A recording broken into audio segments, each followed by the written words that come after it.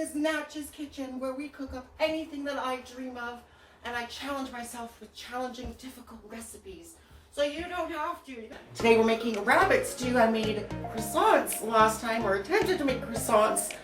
In fact, it was Claire Saffit's croissants that I failed miserably at. But if you love cooking, I do everything on my channel. Hit subscribe down below. Make sure to hit that bell icon for every time I post a video.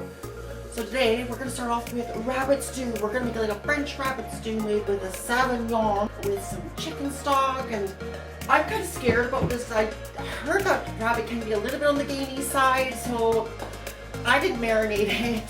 So we're just going to jump right in. Everything is prepared here. Now, something that you need to know about rabbit. A lot of the rabbit stew recipes specifically said to leave the bones in. I am going to add a little extra step. We're going to make an additional broth, and then we're going to add more veggies in. You'll see in a sec. But you can't really separate the meat on rabbit meat, and I'll show you. The leg is attached, and the meat is very, very difficult to come off. So you have to cook the rabbit meat first, and then remove the bones later. But a lot of recipes call for just leave the bones in. I really don't. I'm not going to opt to do that. So I'm going to make it just like my turkey soup that I make every single year, every Christmas. So let's get started. Right, welcome to my stove. We're going to turn it on to number 7, which is medium high. And I'm going to get both pans going. I may finish off one pan and then start another one. It's like a little bit of extra virgin olive oil. This is Grecian olive oil. Love this stuff. And just eyeball it, maybe a couple tablespoons in there. Oh, and I forgot, if you know your pans, like I know this pan goes really, really hot, so I turn it down. I'm going to turn it down to 4. And believe me, that's going to be enough to brown the skin on the rabbit. And that's what we're looking for right now. And now we want to add a little bit of richness with butter. Again, just eyeball it. The reason why we add oil and butter, the butter actually insulates the butter so it doesn't burn and keeps it at a consistent temperature. So we're just going to wait till this is searing hot because we really want caramelization on these rabbit legs and thighs. This is a whole rabbit, so I think it's about 5 pounds or so of rabbit. And we're just going to coat them all in flour.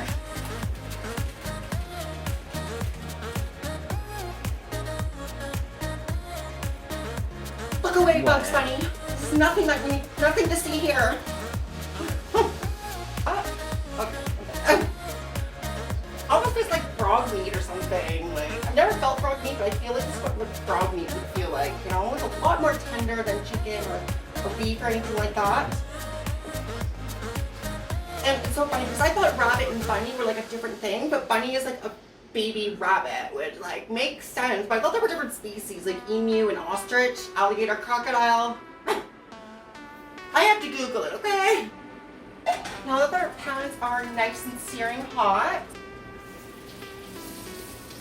and you want to let them go for 3 minutes per side or until they get a golden color.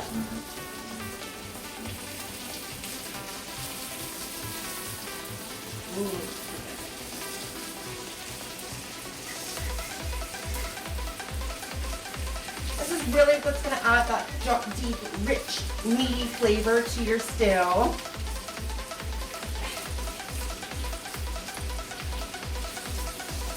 I'm going to change angles in a sec here. I'm going to add them in. I'm trying to judge if I can put them all in there. It smells like chicken. Like honestly, okay. So, 2 pans are definitely going to work. Come on in here.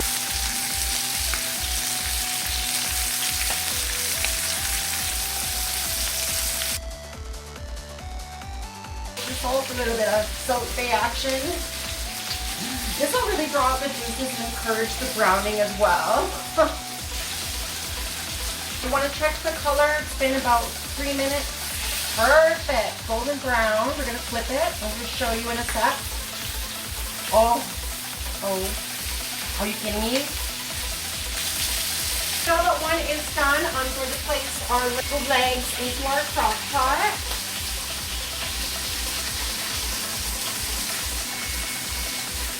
Just like that. I'll show you in a sec. Now we're going to deglaze the pan with copper red sauvignon.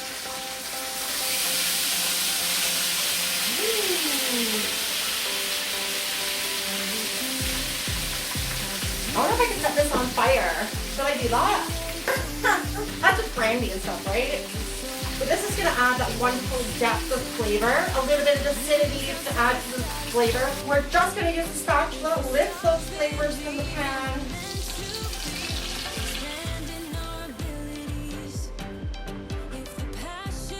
Now that all your rabbit is nice and deglazed, you got your red wine just chilling out in there, we're going to add chicken stock. This is 500 grams, if you believe, of chicken stock. Any brand will do. Oh, some fresh sage. I was going to use rosemary, but I think I'm going to put dried rosemary instead. And there is a lot of rosemary in the poultry seasoning that I'm putting in there already. It's a quintessential herb to put in your stews of any kind. So good with a lot of things, so good for you. And you could dry it out and cleanse your house with it. I mean, banish all the negative energies, you know what I mean? I'm Native American, I know what I'm talking about. I'm not sure about the stem. I do think there's some bitterness in the stem. Correct me in the comments down below. With most recipes, you want fresh and dried herbs because they both add a bit of dimension to the flavor. Especially with chili, you add dried spices in between different lines of the recipes to give a depth of flavor.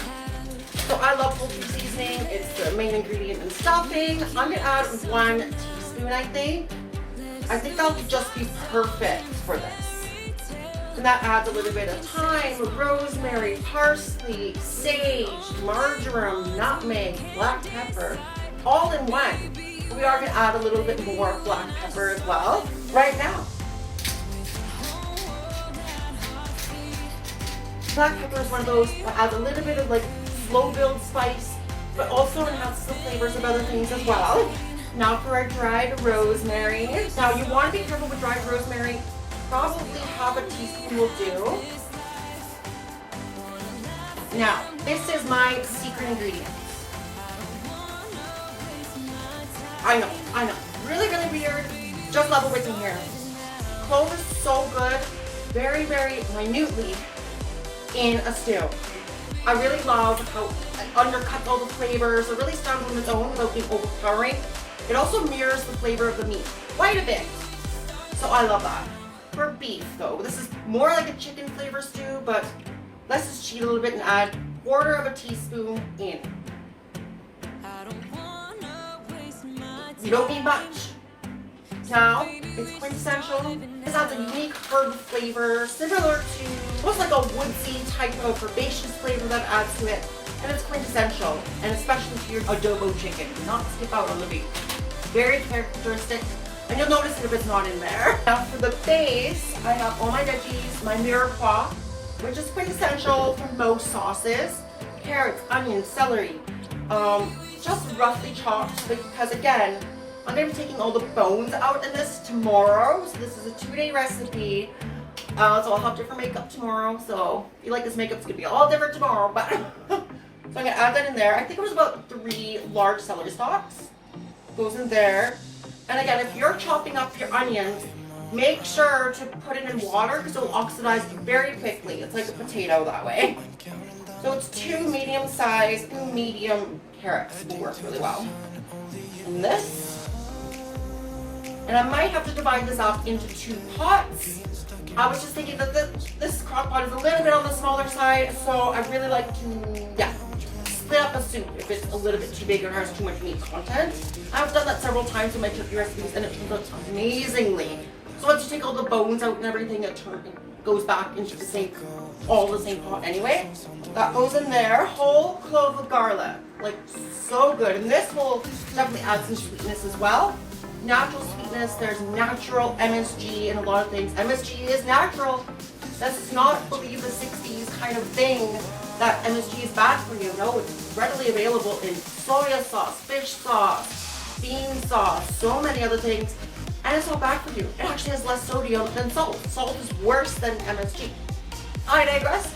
I'm going to add a little bit more salt on top. Now we're going to add our garlic. I'm going to show you a little trick. Everyone thinks it's so hard to peel garlic, but I'm like, seriously, okay, this is what I do. You take the garlic clove out, you know, you peel off the outer little teeth thin layer, but all you do is go this, twist, twist.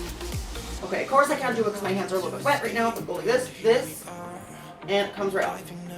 I literally, like, and I smashed the whole clove, so that goes, oh. Sorry, there's a little more salt on top. I'm gonna separate this into 2 pots and I'll be right back. So this is the genesis of what the soup is looking like right now.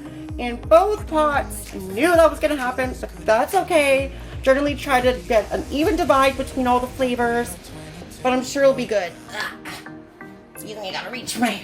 And I apologize for the mess. I'm gonna be cleaning up in a minute here, but we're gonna be adding water just to submerge everything, and all the water's gonna come out of the veggies, and we want the meat to be fully submerged, and then put the lid on low, and we'll come back and finish it off. Oh my gosh, look at that rosy red color. It honestly smells like a mixture of beef and chicken. It does have a distinct earthy flavor, like they're saying. It's definitely hard to describe. It's like me, you know, when I made my duck dinner. Go check that out. Oh my gosh. It has its own distinct flavor, but it really does mimic a chicken, sort of beef sort of flavor. With the earthy flavor tones in there. So, all right. So after about 18 hours, your stew is going to look like this. It smells absolutely amazing. I'll say like it's a chicken, beef sort of combination. A little bit of gaminess in there, but nothing too overpowering. It just has, to me, the instant I taste gaminess in a soup or meat, I just can't handle it anymore. My stomach just churns. But you don't see that, and it's absolutely amazing. So, the distinct flavor. Now we're gonna debone the stew. I make sure to separate the vegetables and the meat, and you're seeing me taking the meat right off the bone. It's much like a pulled pork in that way, very, very tender. And my mouth is watering at this point, but I do want to add a few more things. It comes together really, really quickly, so that's why I'm not showing you in the kitchen. I do apologize for that. So I'm going to separate the bones as much as possible, but here's the thing. You can't separate all the bones from the stew, and we're going to talk about the texture in a little bit here, but you absolutely cannot. It's just kind of incorporated mostly within the stew itself. So that's a characteristic of rabbit stew that you kind of really have to just kind of accept that that's a part of it. And you can eat the bones, they kind of disintegrate, but we'll get into that in a little bit. So I separated that. And now what I'm going to do is blend up the veggies. Now, I usually throw it away when I make turkey stew, and I'm never going to do that again. Always blend it up. It adds a little bit of fiber in there, and you're using all the veggies that you put in there. Like, it just makes sense to me. Because I've done it with gravies where I blend everything and make it, you know. Okay, so blend that all up, and it becomes this kind of brown mixture. And it's all the veggies, it's all the bones, which is very, very good for you. So it's adding some nutritional value as well. I did want to add a little bit more veggies in there because it's mostly just a smooth kind of stew. And mind you, this mixture that I added in, it didn't really thicken the recipe at all, so I did end up making some dumplings in just a little bit here. So we're using mirepoix, which is carrots, onions, and celery. I diced them really, really fine. I wanted them to be really, really quick and separated into the stew. I didn't want them to be mushy or anything like that.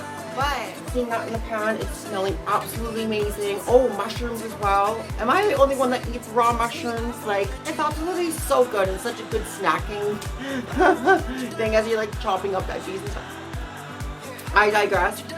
So I added it in there, and it just looks absolutely amazing.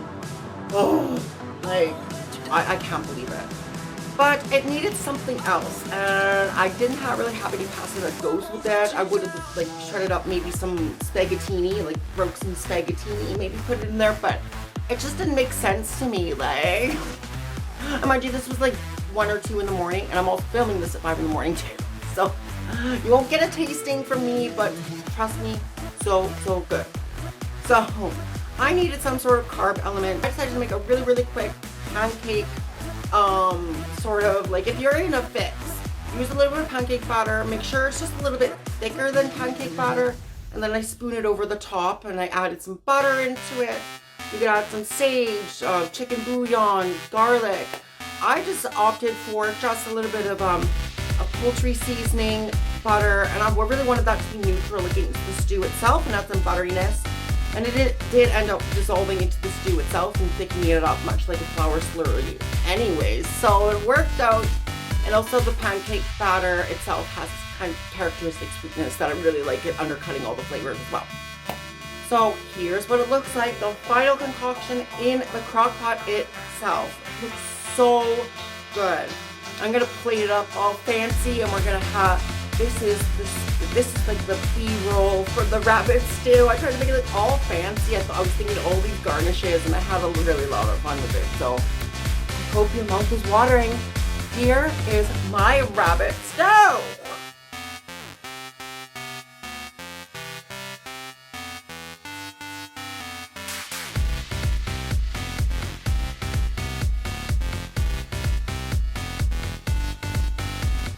Absolutely so gorgeous. I didn't plan this correctly. This whole video was taking a little bit longer than I thought it would, like a simple stew, but my stews normally take a couple days just because I know you get the most flavor out of all the ingredients itself. So I just garnished it with a little bit of parsley, a little bit of pearl onions, which I used, oh, by the way, yes, I used pearl onion instead of regular sized onions. So that has a little bit more sweetness as well. That's characteristic in the stew itself. And mind you, on day 2, the gaminess increased by a little bit. I did try it the second day just to get my second opinions on it. And I feel like with the dumplings, they were very, very light. They kind of just like, oh, so buttery. And then, okay, it's like Aunt Jemima's or whatever. Is that still a thing? Anyway, that certain brand of pancake batter has its own characteristic flavor that I really love it, undercutting everything. And it's very, very soft and light, much like any other dumpling, but it really adds that carb element that was missing in this. So very, very successful. I'd say I encourage everyone to start cooking in their kitchen. This has been Miss Snatch's Kitchen Rabbit Stew Edition.